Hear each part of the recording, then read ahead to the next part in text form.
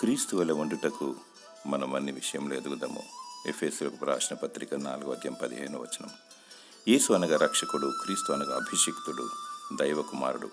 ఆయన సంపూర్ణమైన నరుడు, సంపూర్ణమైన దేవుడు, నీతిమంతుడు, నిందారహితుడు, పరిశుద్ధుడు, మహోన్నతుడు, తను తాను తగ్గించుకొని రిక్తునిగా చేసుకున్న పునరుత్థానుడు, ఆకాశం మహాకాశంలో పట్టజాలని దేవుడు, తీర్పు తీర్చువాడు, దహించు అగ్ని, మన కోసం పరమందు నివాసమును సిద్ధపరచడానికి వెళ్ళాడు.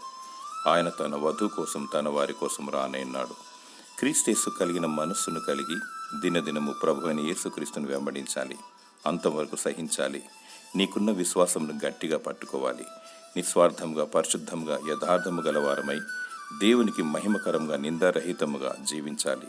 ప్రాణాత్మ దేహములతో దేవుణ్ణి మహిమపరచాలి. ఆత్మఫలము ఫలించాలి.